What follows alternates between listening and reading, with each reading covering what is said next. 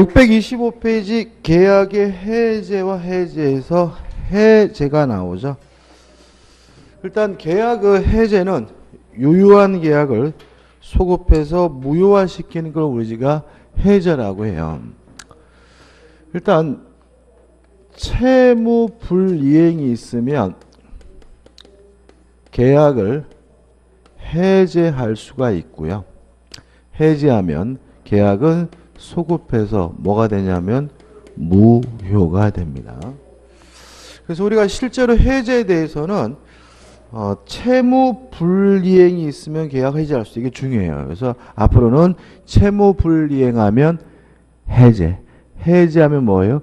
채무 불이행. 그래서 채무 불이행이 있으면 계약을 뭐 할 수 있죠? 해제할 수 있고, 해제하면 소급해서 뭐가 돼요? 무효가 된다. 이거거든요. 자, 근데 문제가 되는 것은 채무 불이행이 여러 가지가 있어요. 첫째, 할 수 있어서 있는데도 안 하는 걸 우리가 이행지체라고 하고요. 이행지체는 채무 불이행이기 때문에 계약을 해제할 수 있는데, 첫째, 원칙적으로 이행지체는 상당한 기간을 정하여 이행을 최고하고요. 그래도 이행하지 않으면 그때 비로소 계약을 해제하는 것이 가능합니다. 근데 문제가 되는 것은 항상 최고를 해야 되느냐? 아닙니다. 예외적으로 이행지체의 경우에도 최고 없이 해제할 수 있는 경우가 있는데 두 가지를 기억해 두셔야 되는데, 첫째, 정기행위의 경우에는 최고 없이 바로 계약을 해지할 수가 있다. 정기행위가 뭐냐면요, 정해진 기한 내에 이행을 해야 의미가 있는 행위를 우리가 정기행위라고 해요. 예를 들어서 환갑잔치 때 쓰려고 떡을 맞췄어요. 근데 환갑잔치 날 떡이 안 왔어요. 물론 환갑잔치가 끝나고 떡이 와봤자 의미가 없죠. 이게 뭐예요? 정기행위. 결혼식 날 입으려고 웨딩드레스를 맞췄습니다. 그것이 의미가 있으려면 최대한 언제까지는 와야 돼요? 결혼식 날까지는 와야 되겠죠. 그 다음날 와봐야 의미가 없죠. 이런 행위를 우리가 뭐죠? 정기행위라고 하고요. 정기행위는 최고 없이 바로 계약을 뭐 할 수 있죠? 해제할 수가 있습니다. 그 다음에 두 번째로 상대방이 불이행의 의사를 표시한 경우죠. 상대방이 불이행 안 하겠다는 의사를 표시했다면 굳이 뭐 할 필요 없죠? 최고할 필요 없죠? 독촉할 필요 없이 바로 계약을 뭐 할 수 있죠? 해제할 수가 있다. 이 정도 정리하시면 되고, 그 다음에 두 번째 채무 불이행이 뭐냐면 이행불능이죠. 이행불능은 할 수 없어서 못하는 것이니까 이것도 최고 없이 바로 계약을 해제하는 것이 가능한데, 조심할 것은 뭐냐면 이 불능은 뭐냐면 후발적 불능만을 말하죠. 후발적 불능 중에서도 채무자에게 뭐가 있는 경우죠? 고의나 과실이 있는 경우죠. 만약에 후발적 불능인데 채무자에게 아무런 고의 과실이 없다면 뭐로 갑니까? 위험 부담 문제로 가잖아요. 그럼 후발적 불능이고 채무자에게 고의 과실이 있으면 뭐로 옵니까? 채무 불이행 문제로 오는데 그 중에서도 뭐가 돼요? 이행 불능이 되고, 내용은 최고 없이 바로 계약을 뭐 할 수 있죠? 해제할 수가 있습니다.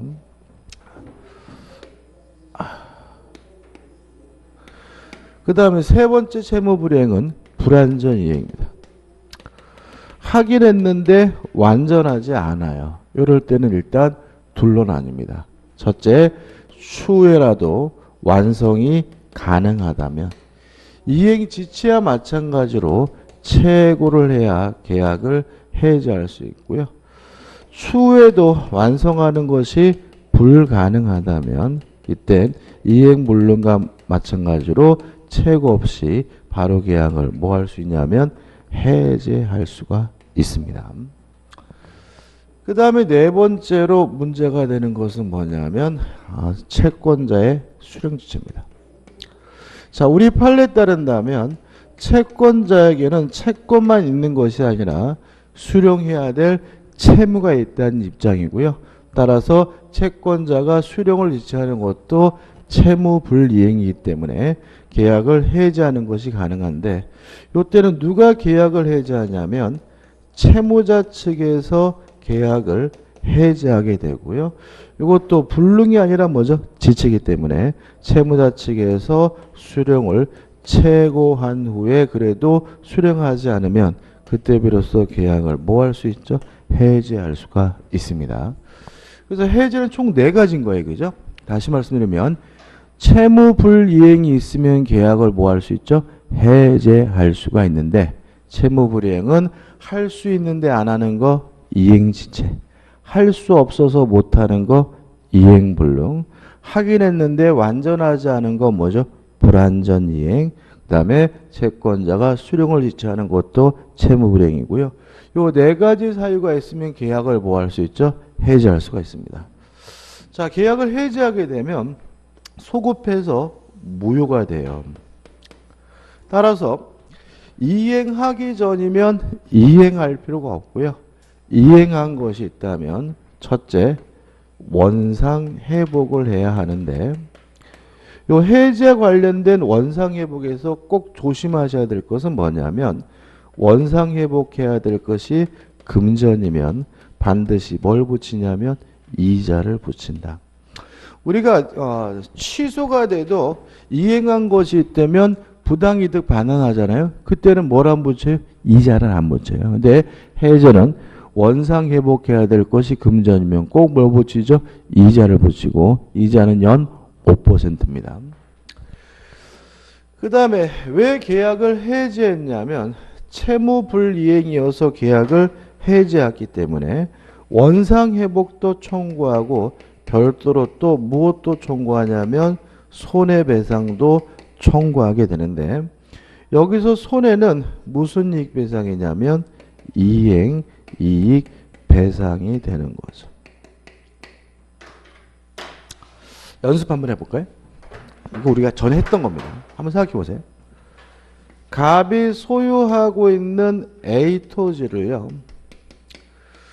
을이 갑과 만나서 2억에 매매 계약을 하고, 을이 갑에게 2억 원을 다 지급했는데 땅값이 2억에서 5억으로 폭등하는 바람에 갑이 또다시 병과 만나서 5억에 매매 계약을 하고 갑이 병에게 이전 등기를 해줬다. 이중매매죠. 그죠? 기억나시죠? 이중매매는, 이렇게 또 처음 들은 듯한 표정을 해요. 이중매매는 원칙적으로 뭐예요? 유효하므로 병은 선악불문하고 뭘 가져요? 소유권을 갖는다. 그죠? 이거는 우리가 이제 뭐죠? 민법 총칙에도 보고 이 부분인 거예요. 자, 한번 생각해 보시면, 자, 갑이 을과 매매 계약을 하고 대금을 지급했는데 갑이 병에게 5억 받고 팔아먹고 등기해주면 갑이 을에게 더 이상 이전 등기를 못 해주죠. 그럼 뭐예요? 채무불이행 중에서도 고의로 인한 채무불이행, 이행불능이, 그러니까 뭐죠? 이행불능이 되는 거죠. 따라서 을은 갑과의 매매 계약을 최고 없이 바로 계약을 뭐 할 수 있어요? 해지할 수가 있는 거죠. 그죠? 해지한 후에 첫째 뭘 청구합니까? 원상회복. 그래서 을이 갑에게 지급한 2억 원을 뭐죠? 돌려받게 되는데, 원금만 돌려받는 것이 아니라 2억에다가 뭐까지 붙여서요? 이자까지 붙여서 돌려받습니다. 이자는 연 5%입니다. 그죠? 그 다음에 왜 을이 갑과의 매매 계약을 해지했냐면 채무불이행에서 계약을 해지했으니까 여기다가 추가적으로 또 무엇도 청구해요? 손해배상도 청구하는데, 손해배상할 때 손해액은 뭐라고요? 이행이. 정상적으로 이행이 됐다면 을이 벌 수 있었던 이익이 뭐죠? 손해거든요. 그러면 이 경우에는 을이 얼마를 벌 수 있었죠? 3억. 그죠? 2억짜리가 얼마나 올랐어요? 5억으로 올랐으니, 그죠? 따라서 3억에 대해서는 손해배상조로 뭐 하게 돼요? 청구하게 되는 거죠. 그래서 결과적으로 갑은 병한테 5억 받고 팔아봤자 5억을 다 누구한테 줘야 돼요? 을에게 줘야 되고요. 그 중에 특히 2억에다가는 뭐까지 붙여서요? 이자까지 붙여서 을에게 줘야 된다. 이런 의미가 되는 거니까 좀 확실하게 좀 생각해 보시기 바랍니다. 그 다음에 마지막으로 세 번째 제3자 보험 문제가 나옵니다. 자, 해제도 계약이 소급해서 무효가 되니까 제3자 보험 문제가 생기는데 해제는 특이해요. 일단 만약에 해제하기 전에 이해관계를 가진 사람이라면 이 사람은 선이든 악이든 묻지 않고 보호가 됩니다. 주의하실 것은 해제 후에 이해관계를 가진 사람은 선이어지만 보호가 되고요. 악이면 뭐 받지 못하냐면 보호받지 못합니다. 따라서 해제에 있어서 제3자는 해제 전이냐 후냐가 좀 생각해야 되고 순서를 조심하셔야 돼. 자, 이렇게 됩니다. 갑이 을과 만나서 매매 계약을 하고요. 갑이 을에게 이전 등기를 해줬고 을이 또다시 병한테 팔아먹고 병한테 이전 등기를 해준 후에 갑이 을과의 매매 계약을 해제했다면 이 병은 언제 사고 언제 자기 앞으로 등기했냐면 해제되기 전에 등기했으니까 병은 선악불문하고 보호된다. 선악불문하고 뭘 갖게 돼요? 소유권을 갖게 되는 거죠. 무슨 말 아시겠죠? 순서를 바꿔보죠. 갑이 을과 만나서 매매 계약을 하고 갑이 을에게 이전 등기를 해준 후에 갑이 을의 채무불이행을 이유로 계약을 뭐 했냐면 해제했거든요. 근데 을이 자기 앞에 등기된 것을 기하로 병한테 팔아먹고 병한테 이전 등기를 해줬다면 병을 언제 샀습니까? 해제 후에 산 거죠. 이때 병은 뭐여야지만요? 선이여야지만 보호가 되고 악이면 뭐 받지 못해요? 보호받지 못합니다. 따라서 해제에 있어서 제3자는 해제 전에 이해관계를 가졌는지 해제 후에 이해관계를 가졌는지에 따라서 보호되는 제3자로서 개념이 다르기 때문에 순서를 뭐 하셔야 돼요? 조심하셔야 되고요. 해제 전에 이해관계를 갖게 된 제3자는 선악불문하고 뭐가 돼요? 보호가 되지만 해제 후에 이해관계를 갖게 된 제3자는 뭐여야지만요? 선이여야지만 보호된다는 거 잊지 마시기 바랍니다. 이 정도만 자 많지 않죠, 그죠? 확실하게 기억해 두시면 돼요, 그죠? 핵심적인 것만 말씀드렸습니다. 자, 이제 어디로 갈 거냐면요, 교재 계약법 강론해 가지고 638페이지에 임대차로 갑니다. 자, 638페이지 보시면 임대차의 의의가 나와요. 제가 한번 읽어볼게요. 임대차는 당사자의 일방이 상대방에게 목적물을 첫 번째 주의하실 점은 임대차의 객체는 목적물 물건입니다. 따라서 동산일 수도 있고 부동산일 수도 있습니다. 그래서 항상 조심할 것은 임대차 하면 자꾸 주택 임대차를 떠오르시는데 우리 주택관리사 시험은 참 신기하게도 주택 임대차 보호법이 뭐가 아니에요? 시험 범위가 아니에요. 그러니까는 우리 임대차에서 절대로 뭘 생각하시면 안 돼요? 주택을 떠오르시면 안 되는 거예요. 시험 범위가 아닌 거는 뭐예요? 생각도 하지 마셔야 되고 괜히 생각하시다가 엉뚱하게 날아갈 수 있으니까 주의하시기 바랍니다. 다시 말하면 물건이다. 동산일 수도 있고 뭐일 수도 있어요? 부동산일 수 있는 거죠. 그 다음에 목적물을 사용 수익하게 할 것을 약정하고 낙성계약입니다. 따라서 실제로 사용 수익하게 해야 성립하는 것이 아니라 사용 수익하기로 약정만 하면 성립하고요. 상대방 이해에 대하여 차임을 반드시 차임을 지급하기로 해야 됩니다. 왜냐하면 임대차와 사용대차를 구별하는 기준은 뭐죠? 유상이냐 무상이죠. 만약에 무상이면 뭐가 돼요? 사용대차. 유상이면 뭐가 돼요? 임대차가 되니까 유상이기 위해서 반드시 뭘요? 차임을 지급하기로 해야 됨을 주의하시기 바랍니다.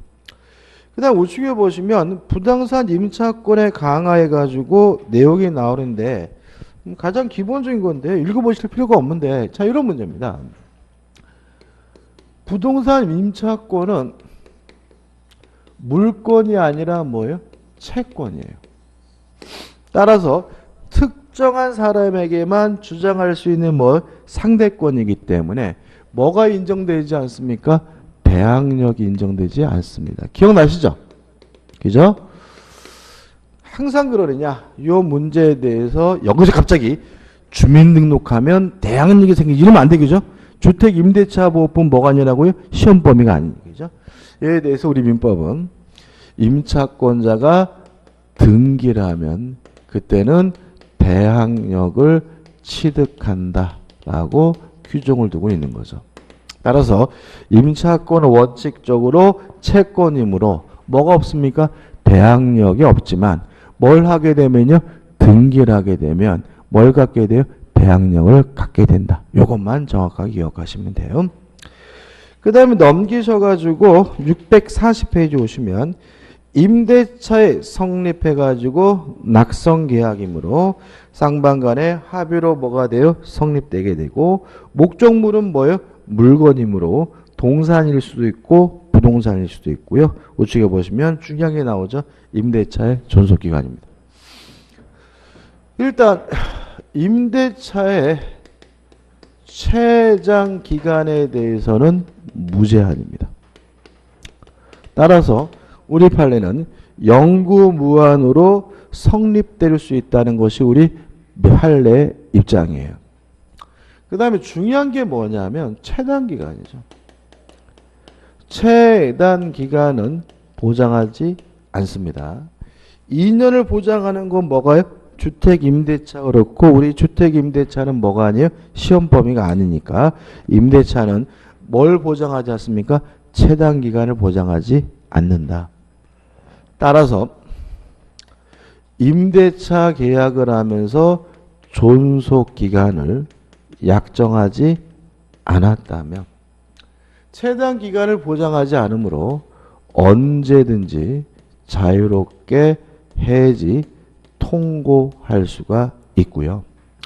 다만 임대인이 해지 통고라면 6월, 임차인이 해지 통고라면 1월 지나면 임차권이 뭐 하게 되냐면 소멸하게 됩니다.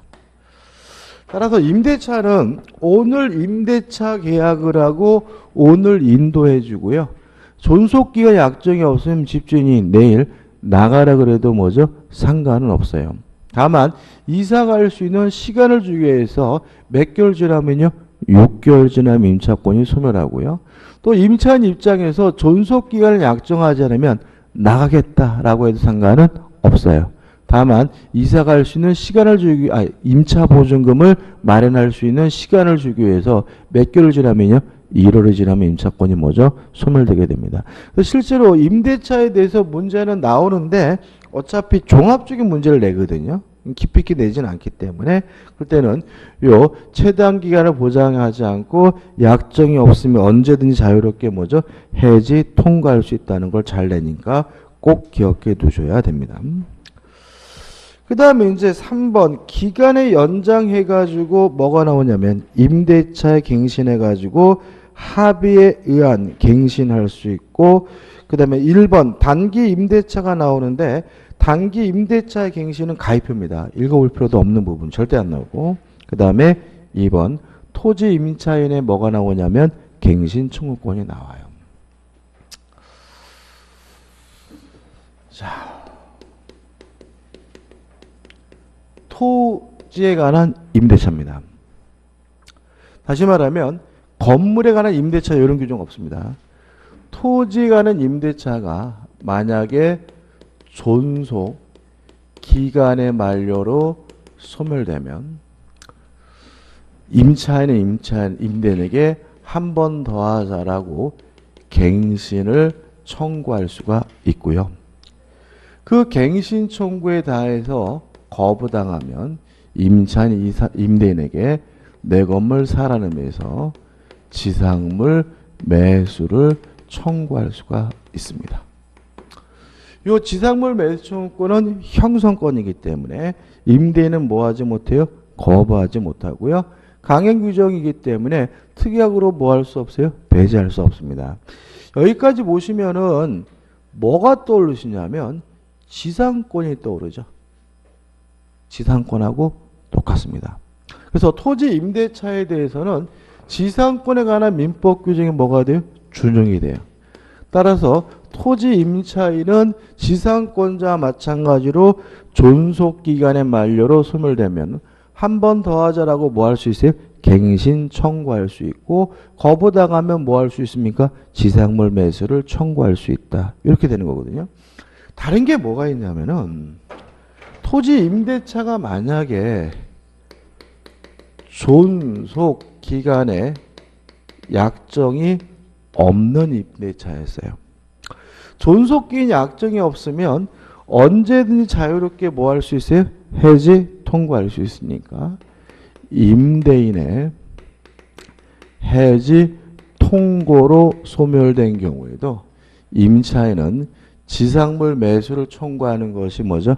가능하고요. 임대인의 해지 통고로 소멸한 경우에는 지상물 매수를 청구하기 위해 굳이 갱신 청구할 필요가 없다는 거 꼭 기억해 두시기 바랍니다. 그러면 지상권은 지상물 매수를 청구하는 사유가 한 가지예요. 존속기간의 만료로 소멸된 경우에만 지상권자는 지상물 매수를 청구할 수가 있는데 토지 임차인은 존속기간의 만료로 소멸된 경우뿐만 아니라 임대인의 해지 통고로 소멸한 경우에도 뭐 할 수 있습니까? 지상물 매수를 청구할 수 있다는 거 꼭 기억해 두시기 바랍니다.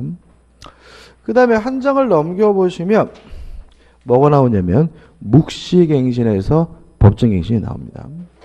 여기다 적을게요. 자, 부동산에 관한 임대차에 대해서도 법정갱신, 묵시적 갱신이 인정이 돼요. 근데 한 가지만 좀 조심하시면 되는데 임대차가 법정갱신이 되면 존속기간은 약정이 없는 임대차로 바뀝니다. 따라서 언제든지 자유롭게 해지 통고할 수 있고요. 임대인이 하면 6월, 임차인이 하면 1월 지나면 임차권이 뭐하게 돼요? 소멸됩니다. 이것도 무엇과 헷갈리지 마세요. 주택 임대차는 법정갱신되면 또다시 몇 년이 보장이 되냐면 2년이 보장돼요. 민법은 안 그래요. 참고로 하나 설명드리면 자, 이런 겁니다. 이게 표준이 어두우신데 자, 임대차 객체는 뭐예요? 물건이죠. 물건이니까 동산일 수도 있고 뭐일 수도 있어요? 부동산일 수도 있고요. 또 부동산이면 건물일 수도 있고 뭐일 수도 있어요? 토지일 수도 있고 건물은 주거용 건물이면 뭐예요? 주택. 업무용 건물이면 뭐예요? 상가. 두 가지 제외한 뭐가 있겠어요? 기타 건물이 있겠죠. 자, 요 중에서 주택에 관한 임대차를 특별히 보호하는 법이 뭐예요? 주택임대차 보호법이니까 주거용 건물, 주택에 대해서는 뭐가 적용돼요? 주택임대차 보호법이 적용되고요. 요 상가에 대해서는 상가 건물 임대차 보호법이 적용되잖아요. 그럼 두 가지를 빼 나머지 것들은 다 뭐가 적용되는 거예요? 민법이 적용되는 거예요. 무슨 말 아시겠습니까? 그래서 우리 민법은 동산과 두 가지가 적용되지 않는 기타 건물과 뭐에 대해서 토지에 대해서 민법에 관한 임대차 간의 규정이 적용되고요. 그래서 실제로 특히 상가 같은 경우에는 적용 범위가 제한되어 있기 때문에 의외로 민법상 임대차가 적용되는 뭐죠? 부동산이 굉장히 많아요. 그래서 이거를 뭐 이상한 것으로 생각하시면 안 되고 일단 이게 뭐죠? 원칙이고 주택이란 말이 있어야 뭐가 적용돼요? 주택임대차 보호법이 적용되고 상가라는 말이 있어야 뭐가 적용돼요? 상가 건물 임대차 보호법이 적용되고 그런 말이 없다면 동산이든 부동산이든 뭐가 적용되는 거예요? 민법상 임대차가 적용되는 거니까 이거 쓸모없다 생각하시면 안 돼요. 의외로 적용되는 범위가 굉장히 넓고요. 다시 말씀드리면 법정 갱신되면 임대차는 뭐가 됩니까? 존속기간 약정이 없는 임대차로 바뀐다는 거 잊지 마시기 바랍니다. 그 다음에 643페이지 보시면 임대차에 효력해서 1번 임대인의 의무, 목적물을 적극적으로 인도해 줄 의무가 있고요.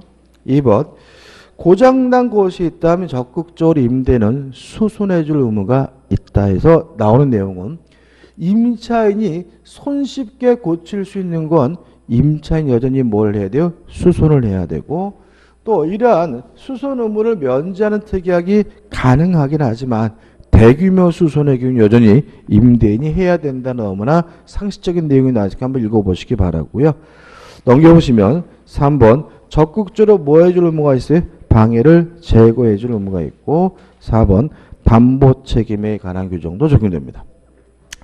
그 다음 임차인의 권리해 가지고 1번 사용 수익할 수가 있는데 멋대로 사용 수익하는 것이 아니라 용법에 따라서 사용 수익해야 되고 만약에 용법 위반해서 사용 수익하게 되면 소멸 청구 해지당하고요. 그 다음에 2번 임차권의 대항력은 복잡하게 나와 있지만 이렇게 대항력이 원래는 없지만 등기하면 뭘 가지? 대항력을 갖는다. 끝이죠. 그 다음 우측에 보시면 중요한 게 나옵니다. 2번 비용상한 청구이 나옵니다. 이게 중요한데 일단 임차인은 임대인에게 필요비와 유익비 상한을 청구할 수가 있습니다. 첫 번째 주의하실 것은 언제 청구하느냐 문제인데 필요비는 지출 시 바로바로 청구합니다. 유익비는 언제 청구하냐면 임대차 종료 시에 청구합니다. 항상 조심할 것이 뭐냐면 점유자의 비용 상한 청구권이에요. 점유자도 필요비 유익비 상한을 뭐 할 수 있냐면 청구할 수 있는데 점유자는 언제 필요비와 유익비를 청구하냐면 반환시에 청구해요. 점유자는 언제? 반환시에. 그러면 문제가 어떻게 나오는지 아시겠죠? 유익비는 목적물 반환시 청구한다 그러면 뭐예요? X. 언제 청구합니까? 종료시에 청구합니다. 종료시와 반환시는 다른 겁니다. 그죠? 그죠? 필요비는 반환시 청구한다. X죠. 언제 청구합니까? 지출하자마자 청구하게 됩니다. 그 다음에 행사기간에 제한이 있는데요. 반환한 때부터 6월 내에 행사해야 됩니다. 따라서 만약에 임대인에게 반환한 때부터 6월이 경과하게 되면 임차인은 필요비 유익비 상한을 뭐하지 못해요? 청구하지 못하고요. 그 다음에 필요비 유익비가 관한 민법 규정은 임의 규정이기 때문에 특약으로서 뭐 할 수 있어요? 배제할 수가 있다. 그 다음에 필요비 유익비는 목적물에 관하여 생긴 채권이니까 뭐가 성립합니까? 유치권이 성립한다. 그래서 우리가 그저께 임차인의 임차보증금에 대해서는 유치권이 성립되지 않지만 필요비 유익비에 대해서는 뭘 행사할 수 있죠? 유치권 행사할 수가 있다. 이렇게 했죠. 이렇게 간단하게 정리하시 바라고 시험에 잘 나옵니다. 그 다음에 넘겨보시면 임차인에 뭐가 나오냐면 매수청구권 해가지고 기억, 지상물 매수청구권이 나오죠. 자, 이겁니다. 자, 토지 임대차가 존속기간의 만료로 소멸하면 갱신 청구할 수 있고 거부당하면 임차인도 지상물 매수를 청구할 수 있다. 주의하실 것은 존속기간의 약정이 없어서 임대인의 해지 통고로 소멸한 경우에도 뭘 청구할 수 있습니까? 지상물 매수를 청구할 수 있는데 이때는 굳이 뭐 할 필요 없죠? 갱신 청구할 필요가 없다. 그 다음에 니은번 부속물 매수 청구권은 안 적을 거예요. 중요하긴 한데 뭐가 똑같아요? 전세권하고 똑같아요. 자, 임차인 살면서 부속시킨 물건이 부합되지 않았다면 내 건데 사라는 의미에서 뭘 청구할 수 있습니까? 부속물 매수를 청구할 수가 있는데 요건은 임대인으로부터 동의를 얻어서 부속시키거나 매수해서 부속시킨 경우에만 부속물 매수로 청구할 수 있고요. 부속물 매수 청구권은 형성권이기 때문에 임대인이 뭐하지 못해요? 거부하지 못하고 강행 규정이기 때문에 특약으로도 뭐하지 못해요? 배제하지 못한다. 끝이죠. 그 다음 647페이지 오시면 임차인의 의무에서 1번 차임을 지급할 의무가 있다. 내용은 읽어볼 필요도 없어요. 실제 여기서 나올 거는 없고. 그 다음에 넘기셔가지고 4번에서 차임 지급 연체와 계약의 해지입니다. 요거는 간단하게 이익이 차임을 지급하지 않으면 임대인은 임대차 계약을 뭐 할 수 있죠? 해지할 수가 있다. 자, 이익이라는 말이 뭐죠? 월세면 2달 치고 주세면 2주 치고 연세면 뭐죠? 2년 친 거죠. 그래서 이익이 차임을 지급하지 않은 임대차 계약을 해지할 수 있다 나오니까 뭐 이런 식으로 나올 수 있어요. 2월 그러면 X죠. 2달이라는 보장은 없습니다. 2년일 수도 있고 뭐죠? 2주일 수도 있으니까 그거 하나만 주의하시면 되고, 그 다음 2번 임차물에 뭐가 나오죠? 보관 의무. 당연한 얘기가 나왔죠.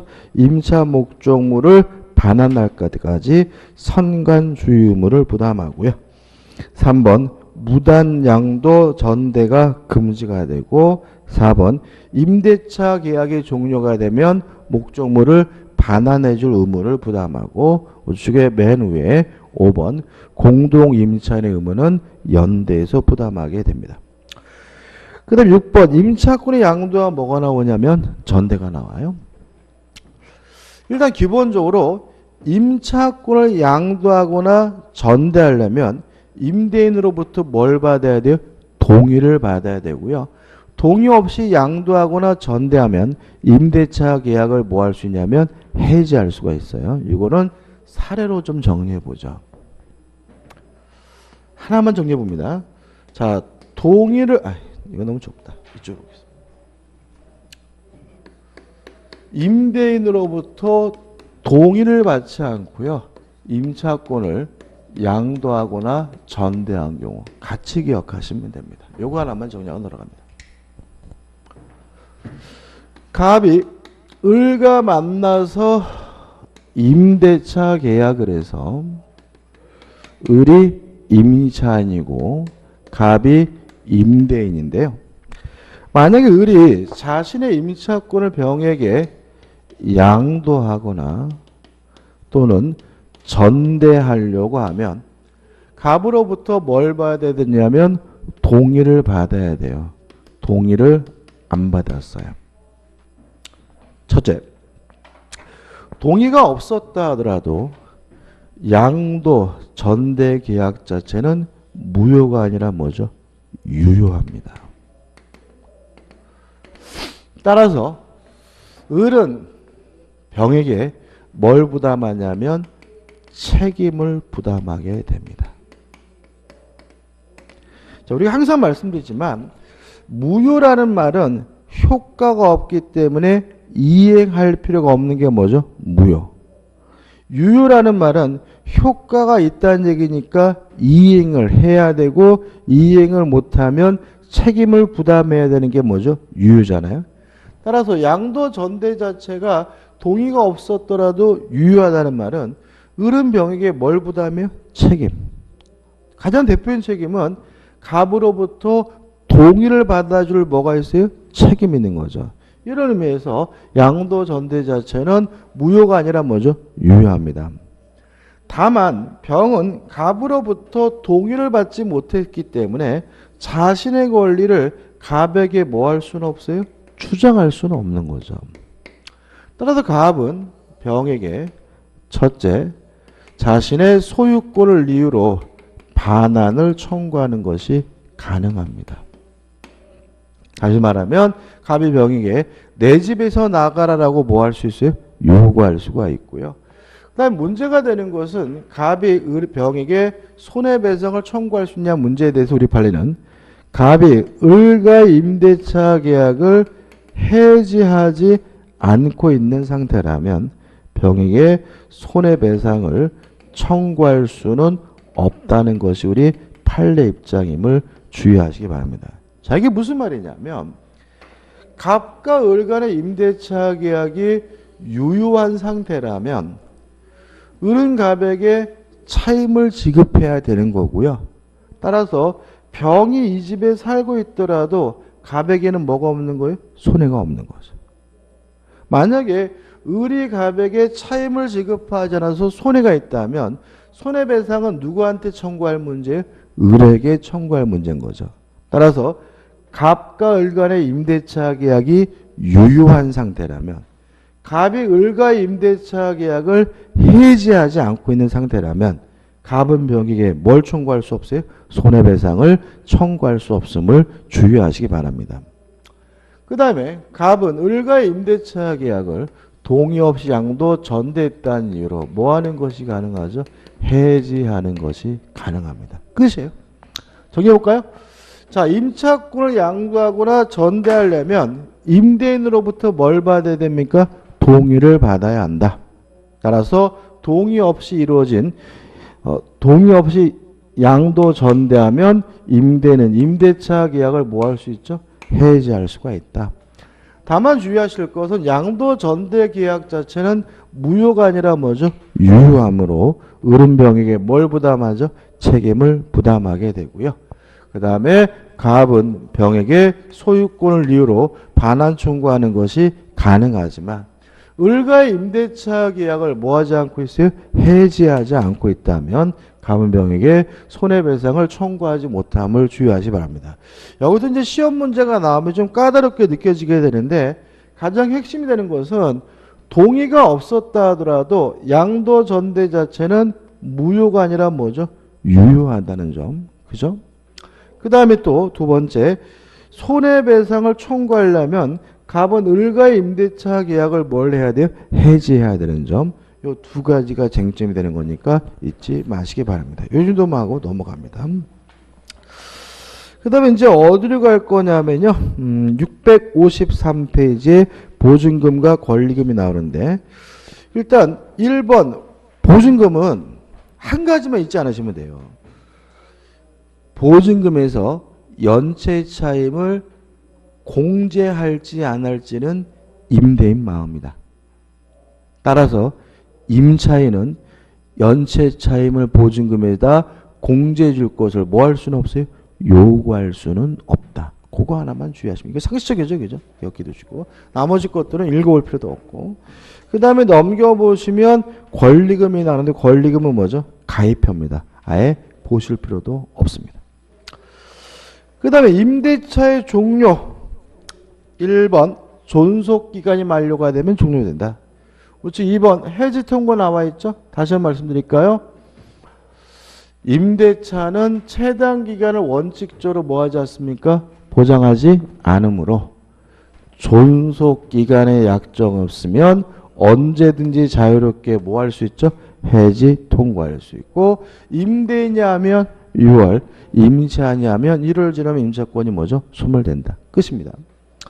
그 다음 중요한 3번 해지 해가지고 즉시 발생이란 말은 뭐냐면 요거는 6월이나 1월이 지나야 임차권이 소멸되잖아요.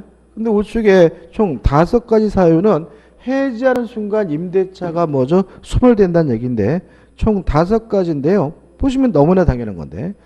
자, 1번입니다. 자, 이런 의미입니다. 임대인은 적극적으로 사용 수익해 줄 의무가 있어요. 따라서 고장난 것이 있다면 임대인은 뭘 해야 돼요? 수리를 해야 되는데 이러한 임대인의 수리 행위에 대해서 임차인은 뭐 하지 못하냐면 거부하지 못해요. 다만 임대인의 수리 행위, 보존 행위로 임차인이 임대차의 목적을 달성하지 못하는 경우에는 임차인은 임대차 계약을 뭐 할 수 있냐면 해지할 수 있어요. 1. 임대인이 임차인의 의사에 반하여 보존행위를 하는 때에는 임차인은 임대차 계약을 뭐 할 수 있습니까? 해지할 수 있습니다. 2번. 자, 불이 났어요. 근데 불이 났는데 만약에 임차인에게 고의과실이 있다면 뭘 져야 돼요? 책임을 져야 되겠죠. 누가요? 임차인이. 근데 임차인에게 아무런 고의과실 없이 일부가 멸실되면 임차인은 임대인에게 차임 감액을 청구할 수 있고요. 만약에 이러한 일부 멸실로 임차인이 계약의 목적을 달성하지 못한다면 임차인은 임대차 계약을 뭐 할 수 있어요? 해지할 수가 있어요. 2. 임차물의 일부가 임차인의 과실로 인하지 않고 멸실한 경우에 그 잔존 부분만으로는 임대차 목적을 달성할 수 없을 때는 임차인이 임대차 계약을 뭐 할 수 있죠? 해지할 수 있죠. 그러면 1번과 2번은 누가 해지하는 거예요? 임차인이 해지하는 겁니다. 누가요? 임차인이. 근데 3번 임대인의 동의 없이 임차권을 양도하거나 전대한 경우. 4번 차임 연체액이 이익의 차임액에 달한 경우. 그럼 3번과 4번은 누가 해지하는 거죠? 임대인이죠. 5번은 뭐 기타니까 의미 없겠죠. 그래서 1번과 2번은 임차인에게 해지권이 주어지고 3번과 4번은 누구에게요? 임대인에게 해지권이 부여되는 경우니까 네 가지 주의하시기 바라고. 2번 임대차 종료 효과 큰 의미 없고 9번 편면적 강행 규정해가지고 임차인에게 불리하면 무효예요. 그럼 여기서 우리가 이런 얘기거든요. 임대차는 약자 보호 규정이기 때문에 대부분의 규정이 뭐예요? 강행 규정이에요. 그러면 뭘 기억하셔야 돼요? 임의 규정. 요거죠. 필요비, 유익비 상한 청구권에 관한 민법 규정만은 뭐죠? 임의 규정이고 요 비용 상한 청구권에 관한 민법 규정만은 임의 규정이므로 당사자 간에 특약으로 뭐 할 수 있죠? 배제할 수 있다는 거 요거 꼭 기억해 두셔야 돼요. 나머지 규정은 뭐죠? 강행 규정이고 임차인에게 불리한 특약은 뭐죠? 무효입니다. 근데 넘겨보시면 이제 매매가 나오죠. 자, 의의 한번 읽어볼게요. 매매는 당사자 일방이 일정한 재산권입니다. 첫 번째 주의하실 것은 매매 객체는 물건이 아니라 뭐예요? 재산권입니다.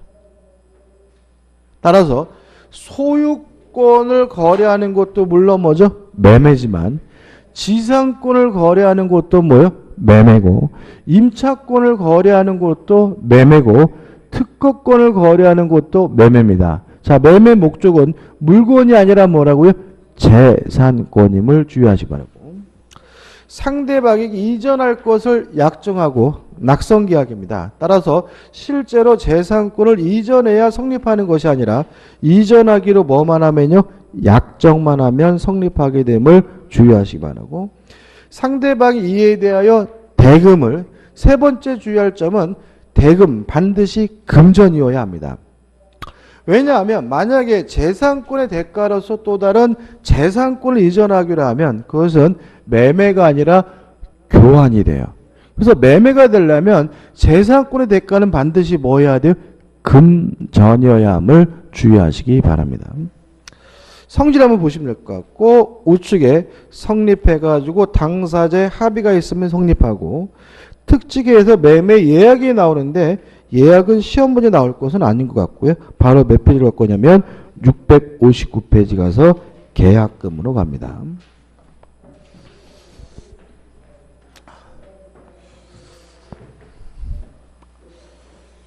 일단 계약금은요. 해약금으로 추정을 합니다.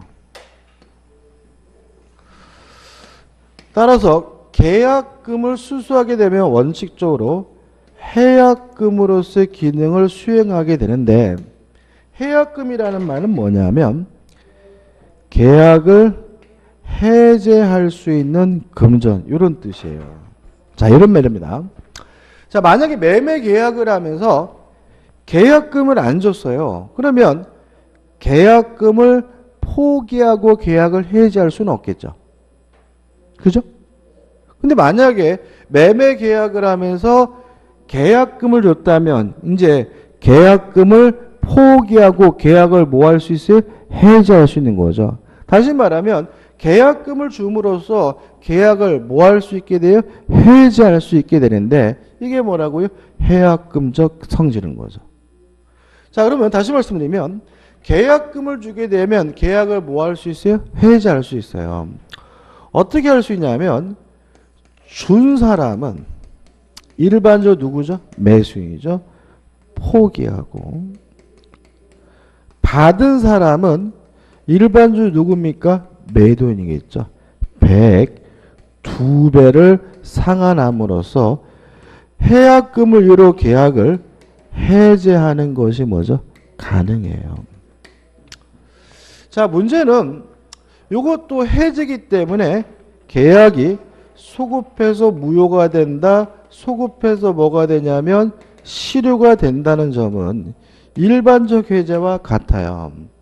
다만 계약금에 의한 해제는 언제까지 할 수 있냐면 이행 착수 전까지만 해제하는 것이 가능한데, 이행 착수 시기에 대해서 우리 판례는 뭐로 이해하냐면 중도금 지급으로 이해하죠. 그래서 계약금에 의한 해제는 언제까지 할 수 있습니까? 중도금을 지급하기 전까지만 할 수 있고요. 만약에 중도금이 지급됐다면 더 이상 계약금을 이유로 뭐 할 수 없어요? 해제할 수가 없고요. 일부든 전부는 따지진 않습니다. 그 다음에 해제가 되면 계약이 소급해서 뭐가 돼요? 실효가 되는데, 문제는 이행 착수 전 이행한 것이 없기 때문에 계약금을 이유로 해제한 경우에는 원상회복 의무가 없고요. 또 해약금에 의한 해제는 무엇과 상관이 없어요? 채무불이행과 상관이 없으니까 추가로 별도로 뭘 청구할 수는 없습니까? 손해배상을 청구할 수는 없다는 점에서 특징이 있는 거죠. 끝이에요. 간단하죠, 그죠? 정리해볼까요? 계약금이 수수가 되면 계약을 뭐 할 수 있어요? 해제할 수 있게 되는데, 이게 뭐죠? 해약금이라고 한다. 준 사람은 뭐 하고요? 포기하고, 받은 사람은 배액을 상환하고, 계약을 뭐 하는 것이 가능해요? 해제하는 것이 가능한데, 언제까지요? 이행 착수 전, 중도금 지급 전까지만 계약금을 이유로 계약을 해제할 수 있고요. 계약금을 이유로 계약을 해제하면 계약이 소급해서 뭐가 돼요? 무효가 되지만, 이행 착수 전 이행한 것이 없으므로 무슨 문제가요? 원상회복 문제 발생하지 않고요. 또 해약금에 의한 해제는 뭐가 아닙니까? 채무불이행이 아니기 때문에 별도로 무엇을요? 손해배상을 청구할 수 없다는 것까지 꼭 기억해 두시기 바랍니다. 간단하게 기억하시면 돼요. 그 다음에 넘겨보시면 661페이지 보시면 매매 계약의 비용의 부담, 결론만 비용은 반씩 부담합니다. 다만 이전 등기 비용은 누가 부담하죠? 매수인이 부담합니다. 상식적이죠. 그 다음에 이제 매매 효력해서 매도인의 의무에서 1. 재산권을 이전해 줄 의무가 있는데, 권리를 이전해 줄 의무가 있고, 2번 목적물을 뭐 해 줄 의무가 있어요? 인도해 줄 의무가 있고요. 662페이지 오시면 이러한 쌍방의 의무는 뭐죠? 동시행강제다. 왜냐하면 매매계약은 대표적인 뭐죠? 쌍무계약이니까요. 그 다음에 이제 2번에서 뭐가 나오냐면 매도인의 담보책임이 나옵니다. 중요합니다. 담보책임에 대해서는 출제 가능성이 대단히 높아요. 근데 문제는 이 담보책임이 양이 많습니다. 662페이지부터 시작을 해가지고 어디까지 나오냐면은 669페이지까지 나와요. 근데 이게 어차피 나와봤자 한 문제 내지는 지문으로 출제되는 거기 때문에 내용이 굉장히 많고요. 의미가 없고, 그래서 제가 670페이지 뭐로 정리해 놨냐면 표로 정리해 놨어요. 그래서 670페이지에 뭐가 있어요? 표가 있죠. 그죠? 그래서 이 표를 좀 외우면 좋은데 교재는 읽지 마세요. 읽는 순간 또 뭐가 와요? 멘붕이 옵니다. 그죠? 읽지 마시고 요 670페이지에 나와 있는 뭐죠? 표를 좀 기억해 두시면 되는데 요것도 부담스러워 하더라고요. 그래서 내용을 더 줄일 거예요. 그죠? 그래서 우리가 반드시 기억할 것만 정리해 보자고요. 자, 우리가 담보 책임과 관련돼서 첫 번째 기억해야 될 것은 뭐냐면 매도인에게 아무런 고의도 과실도 요구하지 않는 무과실 책임이다. 첫 번째요. 자, 담보 책임은 표 보지 마세요. 표에 없습니다. 자, 매도인에게 고의 과실을 요구하지 않는 뭐라고요? 무과실 책임이다. 그죠? 그 다음에 담보 책임은 두 가지가 있어요. 첫째, 권리의 하자가 있는 경우가 있어요. 일단 권리의 하자에 대해서 만약에 매수인이 선이라면 당연히 담보책을 묻는 것이 가능해요.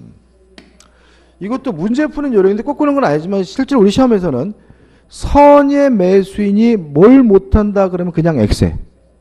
그죠? 선이면 어떻게 해요? 다 알 수 있어요. 그 다음에 매수인이 악이면 뻔히 알면서 샀으면 담보채 물을 수가 없어야 되는데 악의 매수인에게도 인정되는 게 있어요. 이 부분이 제일 중요한데 첫째, 전부 타인의 권리인 경우 악의 매수인은 계약을 해지하는 것은 가능합니다. 두 번째, 일부 타인의 권리인 경우 악의 매수인은 대금, 감액을 청구하는 것이 가능합니다. 세 번째, 매매 목적물에요. 저당권, 전세권이 설정되어 있었고 저당권, 전세권이 실행이 되는 바람에 권리를 취득할 수 없거나 상실하게 된 경우에는 악의 매수인도 계약을 해제할 수도 있고 손해배상을 청구할 수가 있습니다. 요게 담보 책임에서 가장 중요합니다. 그 다음에 두 번째, 물건의 하자에 대해서는 매수인은 선이고 무과실이어야 합니다. 이것도 꼭 기억해 두세요. 그죠? 자, 물건에 하자가 있다는 이유로 담보채에 물으려면 매수는 뭐 해야 돼요? 선이고 무과실이어야 됩니다.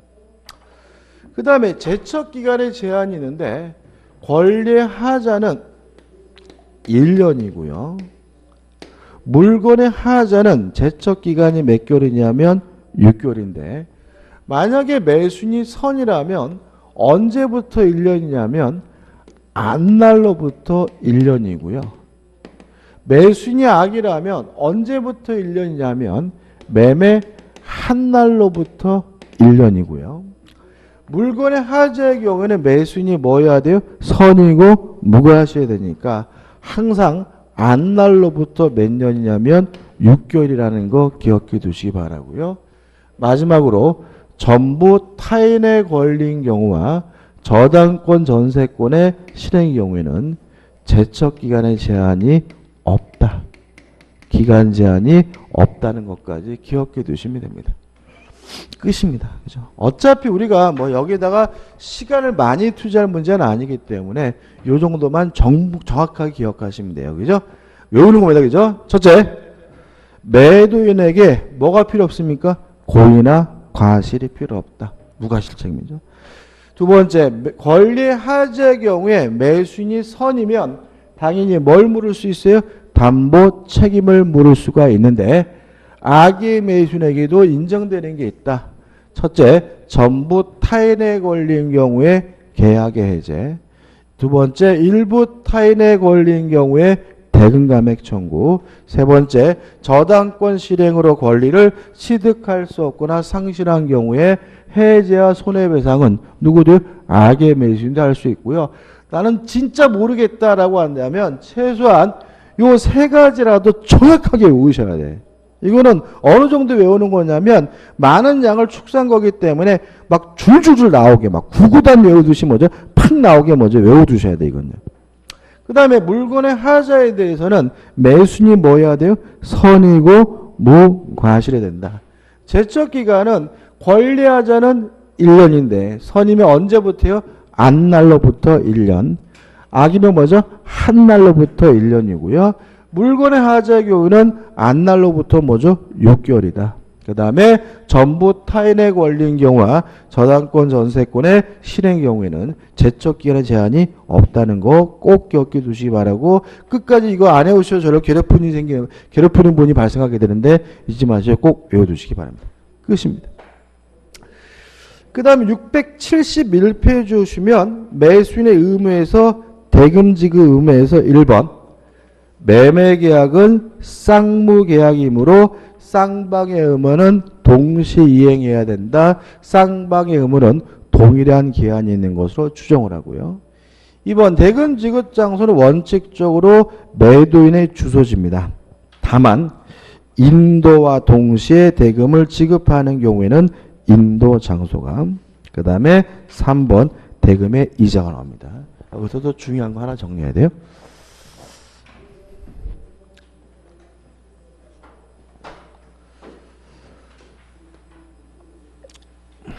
매매 계약을 하고요. 인도하기 전이면 매도인이 점유하고 있을 것이고 인도 후에는 누가 점유하겠어요? 매수인이 점유하겠죠. 따라서 인도 전이면 매도인이 과실을 수취합니다. 그 대신 매매 대금에 대해서 이자를 달라고 청구할 수는 없습니다. 자, 인도 후에는 매수인이 뭘 수취하냐면 과실을 수취합니다. 따라서 대금에 대해서 이자를 매수인이 지급해야 됩니다. 그래서 교재 나온 내용은 인도 전에는 매수인이 이자를 지급할 필요가 없지만 인도 받은 후에는 뭘요? 이자를 지급해야 된다. 이런 말이 나와 있고요. 그 다음에 일종의 예외로 돌입하려는 인도하기 전이라도 대금 지급을 완납하면 과실은 매수인이 수취한다까지 기억해 두시기 바랍니다. 그죠? 자, 인도 전에는 누가 과실을 갖습니까? 매도인이. 따라서 대금에 대해서 뭘 받지 못해요? 이자를 받지 못하고요. 인도 후에는 과실을 누가 갖죠? 매수인이. 그 대신 뭘 줘야 됩니까? 이자를 지급해야 됩니다. 다만 인도 받기 전이라도 대금 지급을 완납했다면 그때부터 누가 과실을 가져요? 매수인이 과실을 갖게 된다는 것도 시험에 잘 나오니까 꼭 기억해 두시기 바랍니다. 그 다음에 대금 지급 거절권에서 불안하면 돈 못 주겠다라고 거부할 수 있다는 얘기도 한번 읽어보시면 되고요. 그 다음에 넘겨주셔도 맨 위에 2번 목적물을 매수인이 수령해 줄 의무가 있다. 당연한 얘기죠. 그 다음에 환매가 나오는데 환매는 가입표입니다. 보지 마시기 바래요. 자, 이제 675페이지 오시면 뭐가 나오냐면 도급이 나와요. 일단 도급은 일의 완성을 요건으로 보수를 지급하기로 하는 계약이 뭐죠? 도급이다. 개념인 정도고 도급의 효력 해가지고 1번 도급의 인의 의무가 나오는데 1번 보수 지급 의무가 있거든요. 동그라미 1번 한번 읽어볼게요. 보수는 그 완성된 목적물의 인도와 동시에 지급해야 한다. 그러나 목적물의 인도를 요하지 아니한 경우는 그 일을 완성한 후 지체 없이 뭐죠? 지급해야 한다. 그래서 우리가 이렇게 된 거죠. 도급은 일을 완성하고 인도받으면 인도받으면 뭘 해야 돼요? 보수를 지급해야 되는데 뭐 페인트를 칠해준다 이와 같이 인도가 필요 없는 경우에는 이를 완성하는 순간 뭘 받을 수 있어요? 보수를 받을 수 있다. 너무나 당연한 내용이니까 기억해 두시기 바라고요. 그 다음 하단에 수급인의 의무 1번 일을 완성할 의무가 있고요. 2번 일의 결과가 물건이면 뭐 할 수 있습니까? 목적물을 인도해 줄 의무가 있고 내용은 안 읽어봐도 돼요. 그 다음에 넘겨보시면 3번에서 수급인의 담보 책임이 나와요. 일단 수급인의 담보 책임에서 하단에 보시면 1번에서 뭐가 나오냐면 하자 보수 청구권이 나와요. 조심할 게 뭐가 있냐면은 매매 계약의 경우에는 물건에 하자가 있더라도 보수해달라고 수선해달라고 뭐 할 수 없냐면 청구할 수는 없어요. 다만 도급 계약에 대해서만은 물건에 하자가 있는 경우는 수리해달라, 보수해달라 뭐 할 수 있어요? 청구할 수가 있습니다. 다시 말하면 하자 보수 청구권은 뭐에만 있는 거예요? 도급 계약에만 있는 거고 어디에는 없습니까? 매매 계약에는 없음을 주의하시기 바랍니다. 그 다음에 손해배상 청구할 수 있고요. 우측에 보시면 한번 목적을 달성할 수 없다면 계약을 뭐 할 수 있어요? 해지할 수 있고 그 다음에 3. 담보 책임에 관한 민법 규정은 원칙적으로 임의 규정입니다. 따라서 특약으로 뭐 할 수 있어요? 배제할 수가 있어요. 내용 한번 읽어보시는데 매도인의 담보 책임도 뭐죠? 임의 규정입니다. 이것도 특약으로 뭐 할 수 있어요? 배제할 수 있죠. 그 다음에 우측 하단에 보시면 존속기간에서 제척기간이 있는데 원칙해가지고 나와 있는데 원칙적으로 뭐죠? 1년입니다. 1년이고 넘겨보시면 토지, 건물 같은 경우에는 5년짜리도 있고 10년짜리도 있는데 특별한 건 없어요. 그죠? 그 다음에 도급의 종류죠. 쭉 넘어가는데 그럼 보시면 도급에 대해서는 뭐만 신경 쓰면 돼요? 개념만 신경 쓰면 되는 거예요. 그죠? 그래서 일의 완성을 요건으로 보수를 지급하는 계약이 뭐죠? 도급 계약이다. 이 개념인 거고요. 하나 특이한 것은 매도인의 담보 책임은 보수 충고권이 인정되지 않지만 뭐가 있습니까? 도급 수급인에게는 보수 청구권이 인정된다. 도급인에게는 보수 청구권이 인정된다는 거 하나 조심하시면 되겠죠. 그다음에 679페이지 오시면 위임이 나옵니다. 위임은 거의 시험을 반드시 되는 것 같아요. 위임은. 일단 의는 타인의 사물을 처리해 주기로 하는 계약이 뭐죠? 위임입니다. 법적 성질인데 원칙적으로 무상이고요. 특약으로서 뭐요? 유상할 수가 있고요. 만약에 위임이 무상이면 편무계약이고 유상이면 뭐죠? 쌍무계약이 되는데요. 위임은 솔직히 뭘 생각하시면 되냐면 복잡하게 생각하지 마시고 아들내미한테 두부사로 보냈을 때를 생각하시면 돼요. 그죠? 자, 저녁밥을 준비하는데 두부가 한 모가 필요해요. 그래서 아들아, 엄마 대신 두부 좀 사다 줄래? 이게 뭐예요? 사무처리를 뭐죠? 부탁한 거니까 뭐죠? 위임이죠. 그래서 아들이 어떻게 해요? 알았어, 엄마. 그럼 뭐죠? 위임 계약이고 원칙이 뭐죠? 무상이니까 두부 사왔다 그래서 아들내미가 엄마한테 대가 보수를 하려고 뭐 할 수는 없어요? 청구할 수는 없는 거죠. 동의하시죠? 그죠? 근데 이놈 자식이 안 가요. 그래서 안 가길래 뭐라 그랬어요? 야, 그러면 엄마가 돈 줄 테니까 잔돈 너 가져 라고 해가지고 억지로 보냈다며 이제 뭐요? 유상으로 한 특약이 생겼으니까 뭐가 돼요? 유상으로 바뀔 수가 있다. 이런 의미가 되는 거고요. 위임에 효력해가지고 1번 수임인의 의무를 해가지고 위임 사무를 뭐예요? 처리해줄 의무가 있는데 밑에 선량한 관리자로서 뭘 해야 돼요? 주의해야 될 의무가 있고 2번 수임인의 복인권이 뭐죠? 제한된다. 무슨 말입니까? 예를 들어 가지고 큰아들한테 뭐요? 두부 사라고 시켰다. 그래서 큰아들이 함부로 누구한테요? 동생한테 대신 두부 사라고 보낼 수는 없는 거다. 이게 뭐죠? 원칙이죠. 다만 맨 밑에 보시면 뭐가 있으면요? 부득이한 위임인의 승낙이나 부득이한 사유가 있다면 다른 사람을 대신 뭐 할 수 있어요? 시킬 수가 있다. 물론 넘기시면 복대에 관한 의무, 복대에 관한 뭐죠? 규정이 준용이 됩니다. 그 다음에 2번, 자, 680페이지 왔어요. 위임 사무처리가의 부수한 의무에서 1번, 수임인의 보고 의무가 있다. 처리사항을 뭐죠? 보고해야 되고. 그 다음에 2번, 수임인이 취득물을 인도하고 뭐요? 이전해 줘야 되고. 3번, 만약에 수임인이 허락도 없이 금전을 사용했으면 그때는 뭐죠? 이자를 붙여서 뭐죠? 반환하고 손해도 뭐죠? 배상해야 되겠죠. 그죠? 다시 말하면 두부 사라고 돈을 쥐어버렸던 이놈이 두부는 안 사고 뭐죠? 오락실 가서 돈을 다 써버리면 아들내미 뭐죠? 이자를 붙여서 반환하고 뭐까지? 손해배상까지 해줘야 된다. 이런 얘기죠. 그 다음에 2번, 수임인의 권리에서 원칙적으로 무상이고요. 그 다음에 유상이면 대보수를 청구할 수가 있는데 이 후급의 원칙입니다. 다시 말하면 두부를 사와야 먼저 잔돈을 갖고 보수를 청구하는 것이지 먼저 보수를 달라고 뭐 하지 못해요? 청구하지 못해요. 그 다음 우측에 보시면 2번 비용은 성금 먼저 받습니다. 이게 여기서 시험 잘 나요. 자 보세요. 자 아들아 두부 좀 사라. 두부 사면 엄마가 1,000원 줄게. 1,000원 보수는 두부를 사와야 주는 거죠. 보수는 뭐죠? 후급인 거예요.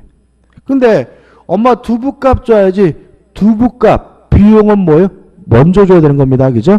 그래서 우리가 위임계약을 하면 비용은 뭐죠? 성급 먼저 지급하게 되고요.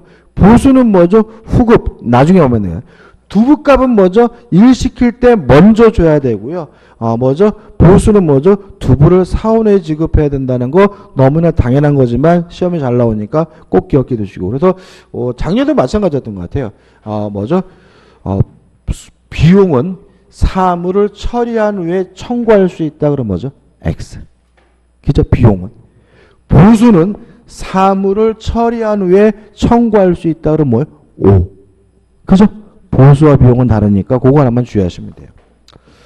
그 다음 우측에 나와 있는 또 3번 나와 있는 건데 의미 없어요. 큰 의미 없고. 그 다음에 넘겨보시면, 넘기지 마시고 맨 밑에 보시면 종료 원인에서 해지해서 맨 밑에 위임계약은 각 당사자가 언제든지 해지할 수 있다. 이것도 잘 나와요. 다시 말하면 하기 싫으면 어떻게 해요? 언제든지 엄마 나 안 가 라고 뭐 할 수 있어요? 해지할 수가 있다는 거고 꼭 기억해 두시고 넘겨보시면 읽어볼게요. 맨 위에 당사자 일방이 부득이한 사유 없이 상대방의 불리한 시기에 계약을 해지한 때는 그 손해를 배상하여야 하나 나와 있잖아요. 그러면 이게 무슨 의미냐면 불리한 시기에도 위임계약을 뭐 할 수 있어요? 해지할 수 있는 거예요. 다만 불리한 시기에 위임계약을 해지하면 뭐를 해줘야 돼요? 손해배상을 해줘야 되는 거죠. 자 그럼 이렇게 됩니다. 위임계약은 언제든지 해지할 수 있어요. 따라서 상대방이 불리한 시기에는 위임계약을 해지할 수 없다 그러면 뭐예요? X. 불리한 시기에도 뭐 할 수 있어요? 해지할 수가 있는데 다만 뭘 해줘야 돼요? 손해배상을 해줘야 된다는 거 주의하시기 바라고 그 다음에 양가리 2번은 읽어보시면 될 것 같고 그 다음에 위임 종료 특징도 읽어보시되 중요한 것은 아닙니다. 그 다음에 오른쪽에 챕터 틀에 해가지고 부당이득이 나와 있는데요. 설명드리지는 않을 거예요. 그러니까 우리가 그동안 많이 했던 거죠. 부당이득이란 뭐죠? 원인 없는 이득을 우리가 뭐죠? 부당이득이라 한다. 따라서 무효나 취소가 되면 이행한 것은 부당이득으로서 어떻게 해요? 반환해 주는데 첫째 문제가 되는 것은 불법 원인급여면 뭐 할 필요 없어요? 반환할 필요가 없고요. 취소 경우는 어떻게 해요? 선이면 현존이익 범위, 악이면 뭐죠? 전부를 돌려주는데 만약에 제한 능력자인 경우에는 선악부 의문하고 어느 범위 내에서요? 현존하는 이 범위 내에서만 돌려주면 된다 해서 앞에서 다 하는 내용들이기 때문에 읽어보시되 모르겠어도 신경 쓸 필요 없는 거죠. 앞에 나오는 거니까. 그 다음에 어디로 갈 거냐면 불법행위로 가는 거죠. 자, 불법행위에서 687페이지 보시면 이것도 따로 할 건 아닌데 일단 기본적으로 개념 뭔가요? 고의나 과실로 타인에게 손해를 입히는 것이 뭐죠? 불법행위다. 따라서 불법행위가 성립되기 위해서는 뭐가 필요합니까? 고의나 과실이 필요하고요. 타이틀 보면 됩니다. 넘겨보시면 2에서 그 불법행위자에게 뭐가 필요합니까? 책임 능력이 필요하다. 기억나시나요? 자, 우리가 스스로 의사를 결정할 수 있는 사람이 뭐죠? 의사무능력자고 의사무능력자가 한 법률행위는 무효이기 때문에 자신행위에 대해서 책임지지 않는다. 그래서 책임무능력자와 의사무능력자는 뭐죠? 동일한 개념으로 우리 민법은 이해하면 된다. 이런 말씀드렸죠. 그 다음 689페이지 오시면 뭐가 있어야 됩니까? 위법성이 있어야 된다. 그 다음에 하단에 4번 손해가 뭐예요? 발생해야 된다. 너무나 당연한 거죠. 그래서 합친 뭐예요? 고의나 과실로 타인에게 손해를 입히는 것이 뭐죠? 불법행위다. 그 다음 690페이지 오시면 특수불법행위 나와요. 자, 1번. 자, 기억나시나요? 제가 전에 이런 거 말씀드렸어요. 용인에서 12살 먹은 아이들이 벽돌을 던져가지고 밑에서 고양이 밥을 주고 있던 아주머니가 머리에 맞아서 어떻게 돌아가셨는데 그 아이들의 책임 능력, 의사 능력을 우리 법원이 뭐죠? 부정을 했다. 왜냐하면 그 아이들에게 책임 능력, 의상 능력이 부정이 돼야 그 돌아가신 분들의 유가족이 뭘 봐요? 보호를 받기 때문이다. 왜냐하면 1. 책임 무능력자가 불법행위를 책임지면 누가요? 감독자가 책임을 집니다. 따라서 만약에 유아가 불법행위를 저질지면 누가요? 친권자가 그 행위에 대해서 뭘 져요? 책임을 집니다. 이해되시죠? 따라서 만약에 법원이 그 가해한 아이들의 의사 능력, 책임 능력을 부정해야 누구에게 손해배상을 청구할 수 있어요? 친권자인 부모에게 손해배상을 청구할 수가 있기 때문에 그런 판결이 나온다. 그런 취지 내용이니까 한번 읽어보시기 바라고. 분위기 별로 안 좋네. 이해되시죠? 그죠? 그 다음에 2번 사용자 책임. 이게 뭔가요? 제가요 중국집을 운영하는 사람인데 직원을 고용해가지고 배달시켰던 이 친구가 뭐죠? 짬뽕금을 흘려가지고 누가 다쳤어요. 그러면 사용자인 고용주인 저에게 뭐가 부담돼요? 책임을 지게 되는데 이걸 우리가 뭐죠? 사용자 책임이라고 한다. 개념만이죠. 3번 공작물 등의 점유자 소유자의 책임인데 이건 뭐냐면 공작물 등의 하자로 인해서 손해가 발생하면 누가 1차적으로 책임을 지냐면 점유자가 책임을 져요. 다만 점유자에게 아무런 고의과실이 없다는 사실이 입증이 되면 그때는 누가 책임을 지냐면 소유자가 책임을 지게 됩니다. 끝이고 그 다음 54번 동물의 점유자의 책임 무슨 말인지 아시겠죠? 그죠? 개를 점유하고 있는데 개가 행인을 물으면 누가요? 점유자가 동물의 뭐죠? 그 사람 문거에 대해서 뭘 져야 돼요? 책임을 져야 된다. 이런 얘기고 그 다음에 5번 이러한 불법행위를 공동으로 했을 경우에는 공동 불법행위자는 부진정 연대 책임을 진다는 정도만 기억하시면 되겠죠. 효과 1번 금전배상의 원칙입니다. 뭘요? 돈으로 배상받을 수가 있습니다. 이런 거 안 되죠. 저놈이 날 좁혔어요. 그죠? 좁혔으니까 저도 저놈을 똑같이 좁혔습니까? 이건 안 됩니다. 그죠? 뭐가 원칙입니까? 금전배상이 원칙이고요. 넘겨보시면 금전을 배상할 때는 일시금, 목돈으로 주는 것이 원칙이지만 일정한 경우에는 정기금 배상을 우리 민법이 인정하고 있음을 주의하시기 바라고 2번에서 명예훼손의 경우의 특치 이게 중요합니다. 한번 읽어볼게요. 타인의 명예를 훼손한 자에 대하여는 법원은 피해자의 청구에 의하여 손해배상에 가름하거나 손해배상과 함께 명예회복에 적당한 처분을 명할 수 있어요. 근데 밑에 헌법재판소의 판결에 나와 있는데 명예훼손의 적당한 처분에 사죄 경고는 포함시킬 수 없다는 것이 우리 현재 판결입니다. 뭐는요? 사죄 근거는 안 돼요. 과거에는 이런 거 많았습니다. 이렇게 옛날에는 한 2, 30년 전만 되면 신문 보면은 뭐 이렇게 죄송합니다 해가지고 나이키에 대한 상표권이나 신용권을 침해해서 진짜 너무나 전무나 죄송하고 다시는 그런 짓 안 하겠습니다 하면서 나이스 대표이사 이런 거 많았거든요. 이거 안 됩니다. 이제는. 왜냐하면 사죄할지 안 할지는 오로지 누가 결정할 문제예요? 본인 스스로. 사죄할 것을 법원이 뭐 할 수 없어요? 강제할 수는 없다는 겁니다. 그래서 만약에 법원이 사죄할 것을 강제하거나 사과 강구할 것을 요구한다면 그것은 일종의 뭐죠? 양심권에 대한 침해이기 때문에 할 수가 없다는 거예요. 그래서 결국은 명예훼손에 대한 적당한 처분으로서 뭐는 포함되지 않습니까? 사제강고는 할 수가 없고, 사제강고는 뭐죠? 명할 수 없다는 거 잊지 마시기 바랍니다. 그 다음 3번, 정신적 손해에 대해서 뭘 청구할 수 있죠? 위자료는 청구할 수가 있고요. 하단에 손해배상 청구권자 우측에 성질 나와 있고, 대위에서 마지막으로 뭐가 나오죠? 소멸시효. 기억나시죠?